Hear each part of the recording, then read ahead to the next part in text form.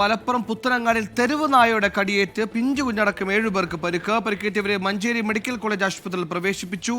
3 മാസം പ്രായമായ കുഞ്ഞിനെ പെരിന്തൽമണ്ണ MES മെഡിക്കൽ കോളേജ് ആശുപത്രിയിൽ പ്രവേശിപ്പിച്ചിട്ടുണ്ട്. വിപിൻ സി വിജയൻ മലപ്പുറം ചെയ്യുന്നു. വിപിൻ സി, ഈ 3 മാസം പ്രായമുള്ള കുഞ്ഞടക്കം നായ കടിയേറ്റിരിക്കുന്നു. ഇവരുടെയൊക്കെ ആരോഗ്യനില ഇപ്പോൾ എങ്ങനെയുണ്ട്? വിശദാംശം.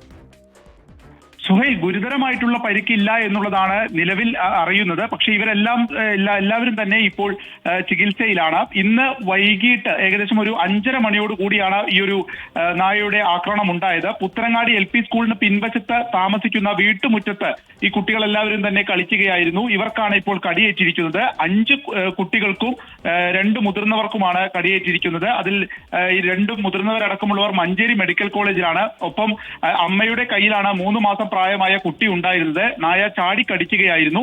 ഈ കുട്ടിയെ MES മെഡിക്കൽ കോളേജിൽ ഇപ്പോൾ പ്രവേശിപ്പിച്ചിരിക്കുകയാണ്. ആർക്കും അതിഗുരുതരമായിട്ടുള്ള സ്ഥിതിയില്ല എന്നുള്ളതാണ് അറിയാൻ സാധിക്കുന്നത്. ഒപ്പം തന്നെ ഈ നായയെ ഇപ്പോഴും പിടികൂടാനായിട്ടില്ല. അതുകൊണ്ട് തന്നെ പുത്തനങ്ങാടിയിലും ഈ പരിസര പ്രദേശങ്ങളിലും രാത്രി വൈകിയും ഇതിനെ കണ്ടതായി നാട്ടുകാർ പറയുന്നുണ്ട്. അതിന്റെ ഒരു ജാഗ്രത ആ പ്രദേശത്തും ഉണ്ട്. സുഹൈൽ, വിപിൻ സി വിജയനാണ് വാർത്തയുടെ വിശദാംശങ്ങൾ നൽകിയത്. 3 മാസം പ്രായമായ കുഞ്ഞിനടക്കമാണ് നായയുടെ കടിയേറ്റത്.